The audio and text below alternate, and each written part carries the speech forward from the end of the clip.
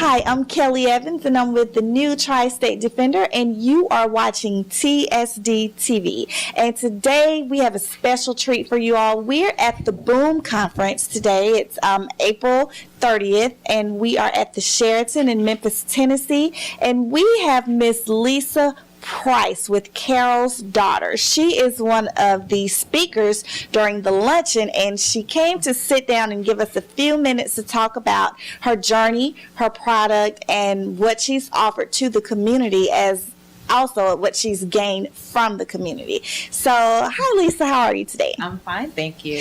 Good. Well, tell everybody how you got started with Carol's daughter. We know the history of it, but some of us don't know. We want to hear it from you. Well, I started in my kitchen. I started out making fragrances and then body care products. And 22 years ago, my mother encouraged me to sell at a church flea market. And that was the first time that I took my products out and sold them and actually had people other than my family and friends trying them. And that flea market led to a craft fair that led to an expo that led to another craft fair. And slowly but surely, I found myself in business. And I started out selling out of my home. And it continued to grow from there.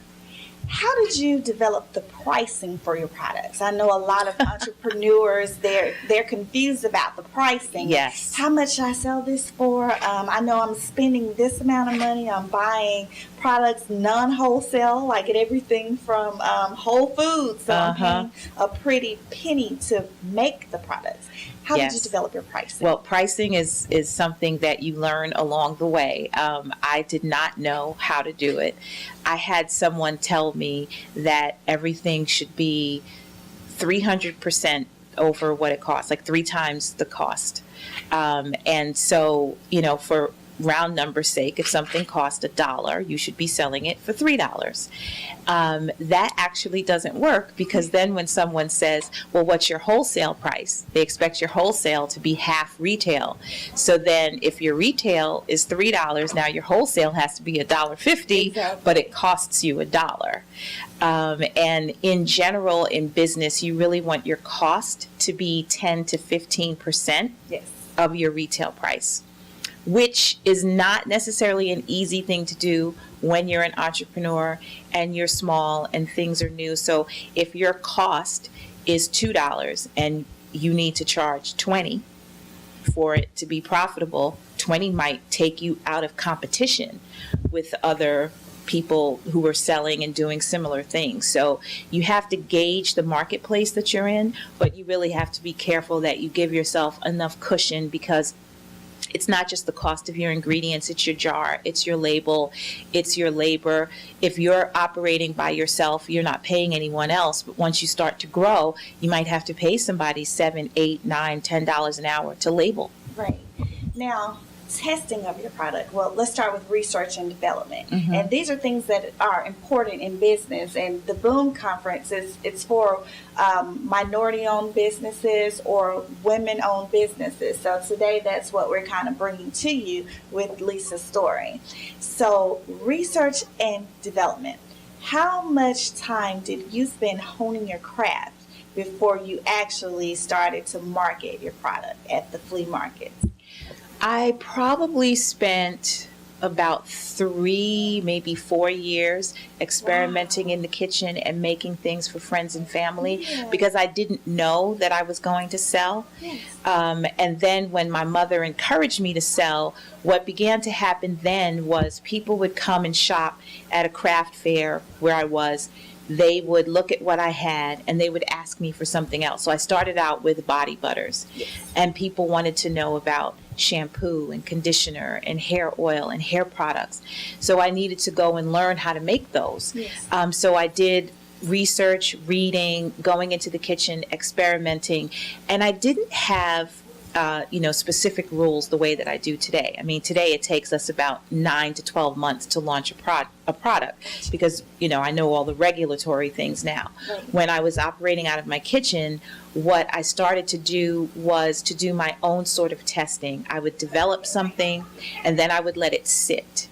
And then I started putting one jar in a cold place, one jar in a hot place, one jar in a room temperature place, and see if they shifted. If it was a hair care product, I had friends who were hairstylists. I would give it to them and say, hey, could you try this out and see what you think of it and give me the feedback? And I didn't realize at the time that I was kind of doing rudimentary testing, similar to what gets done today. Focus groups. Mm-hmm. Yes, definitely. Yes. Okay. Well, now shifting to your spokesmodels. How did you go global? I remember when Jada Pinkett Smith was the face of Carol's daughter. Mm-hmm. How did you go global with that? At that point, had you grown your company to have more people involved, more marketing, more distribution, or was that something that you did yourself? Well, 2005 was when Jada actually came on, not just as a spokesbeauty, but as one of our investors. So 2004, I met my, at the time, business partner, Steve Stout, and Steve put together our celebrity investment team.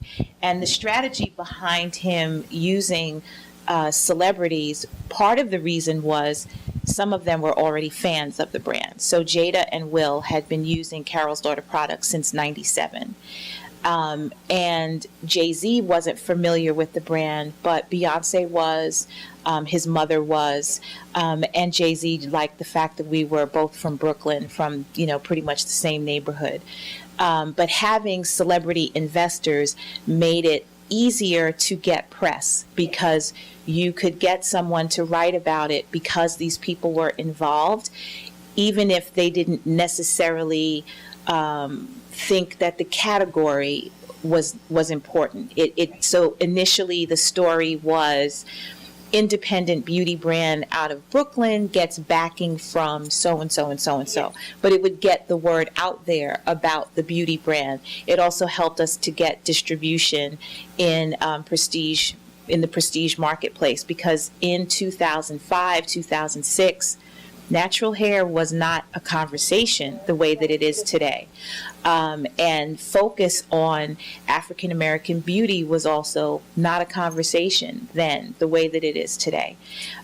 So being able to have their support was really key in helping to build awareness around this topic and awareness around people just taking care of themselves.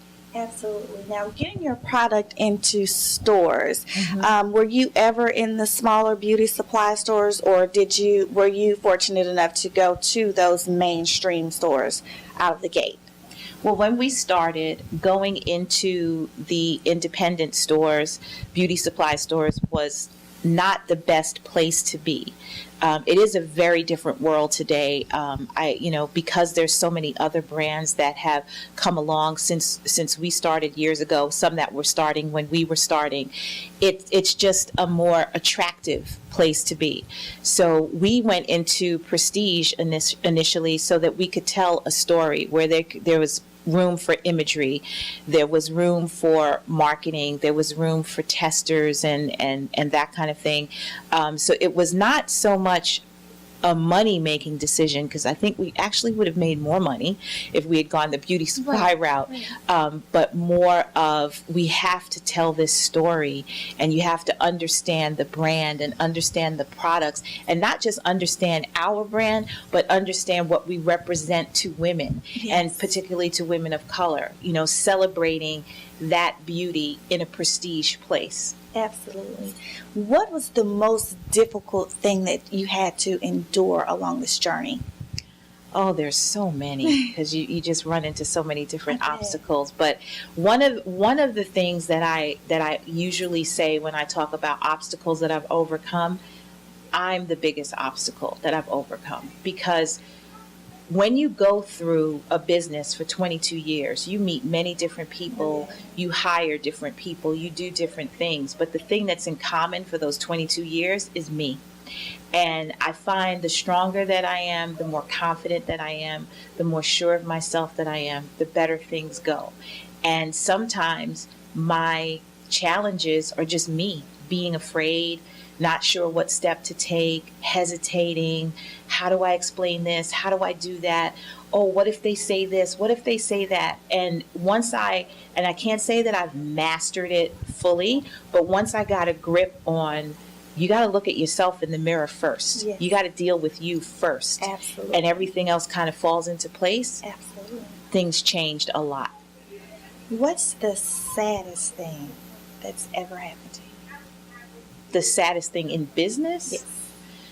The saddest thing in business, for sure, is going through the amazing, arduous, long process of getting my brand acquired by the largest beauty company in the world, and being so profoundly proud of the work that I did, that my team did, and to have the community online just attack me and call me a sellout and question my blackness. And it was really, really sad, because I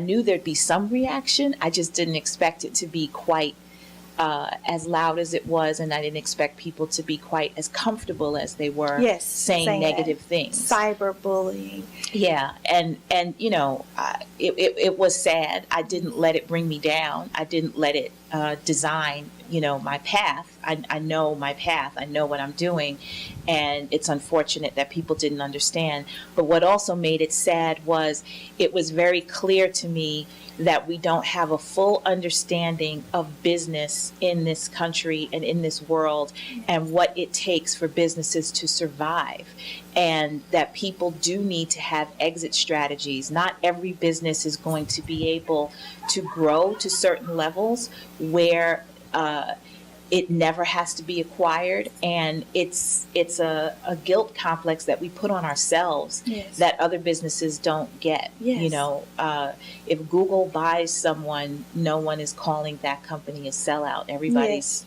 clapping. Yes, absolutely. And you had an option, and failure was not one. Right. So that was awesome that you were fortunate enough to be in the situation where you had that exit strategy. Yes. Now, team building. How did you come about finding the right people to surround yourself with to help your product grow? Well, over 22 years, some of those people change.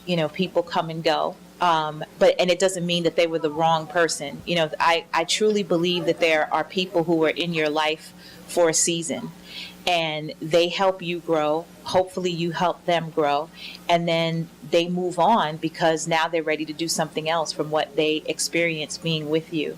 So, initially it was a lot of gut, because it was just me and I was making the decisions, and I didn't know how to look at something from an HR perspective. And I said, but now today there's more structure. So gut is still involved. Absolutely. But there's a process that takes place before my gut gets involved. So at least I know the due diligence has been done, the person's qualified, their references check out, etc. But I need to know as much as possible that that person's going to fit in our environment. Yes. And if they fit in our environment and they have the skill set, then it's going to be good. Absolutely. For the minority entrepreneur, that woman who is at home building her business, or that minority business owner that it's a thought right now, and they haven't really grasped the process, what will you say to them? Don't be afraid. There's so much that will happen and can happen, and if I listed every single thing that could potentially go wrong, people would be terrified. But it's okay when stuff goes wrong. It's like if you want to have a child, I don't think any of us expect our child to be absolutely perfect. We want them to be healthy. Yes. We want them to be strong, but we don't actually expect a perfect human being to come out of our bodies and like know how to walk and know how to talk and can dress themselves, and they're going to go to school and get straight A's and they're never going to say anything bad. That wouldn't be realistic. It's kind of the same thing with business. It isn't going to be perfect. You're not going to know the answer all the time. You're not always going to have enough money, but it'll work itself out. It is a life. It is an energy in and of itself. So do what you can to prepare, keep yourself informed, but don't let the fear of what if stop you from pursuing. Because, if I did that, it never would have gone beyond the baby food jars at the flea market. Absolutely. Now, is this your first time in Memphis? No. I was here once before. Okay. Have you gotten a chance to do anything while here? Have you gone to any restaurants? No. Both times that I was here was kind of an in and out thing. Yeah. This has been a very busy week. So I was actually in Chicago yesterday, and I flew here and got here at about 8 o'clock last night. Okay. Well, welcome to Memphis. Thank you. We're very happy that you stopped by to talk to us today. So thank you so much for that. And you've given us a wealth of knowledge. So everyone, if you don't know, Carol's daughter is now a part of L'Oreal USA. So check her products out. I actually have used a couple of her products, including the hair milk. So I'm very familiar with that. And tell the people how they can purchase your product now. Well, you can always purchase Carol's Daughter products at carolsdaughter.com, but you can also purchase us on HSN, in Ulta stores, in Target stores, and we're now at select Walgreens as well. Great. And one more question, and we'll go ahead and wrap it up. What's your role with the company now? I am the founder of Carol's Daughter. I am involved in product development. I'm involved in marketing. I am in the office when I'm not on the road doing stuff like this. I'm also still the person who goes on air with HSN. Yes. So it's very much what it has been for the 22 years that I've been doing this. Yeah. And it's still wonderful and fun and exciting. And we have lots of new product coming out between August and then early next year. Is it hair or is it some other product? We have hair that's coming out more so than body, but we have new distribution in Walgreens with our body products. Okay. So I'm hoping that by second half of 2016, we have some new body things coming out. Great. Well, and I still experiment and still play in my kitchen and play at home and mix things up. Absolutely. And in my opinion, this was a great addition to L'Oreal because it's so hard to find different products. And I know before you guys became a part of their brand, they were trying sulfate-free shampoos and sulfate-free products. So now that Carol's Daughter is a part of that, we're very excited. So it wasn't more of they acquired you. You have become a part of them. You've given them something that they didn't have. So yeah. I'm happy for you. I'm very, very happy for you. That's actually how they phrased it as well. So that's great. They needed it. They needed you. They needed you. Well, folks, that's it with Miss Price. We're going to wrap that up, and we will be bringing you some more individuals who will stop by today to talk to us. And again, you are watching TSDTV. Until next time. L3 Media is the Mid-South's premier videography and photography company. We specialize in capturing all of life's greatest moments. Whenever you need talented and professional service for your special events or business, L3 Media is the company for you. You can contact us at all of our social media sites. You can like us on Facebook, check out our website, follow us on Twitter, or always feel free to email us. We are L3 Media, your #1 source for all your videography and photography needs. Give us a call today.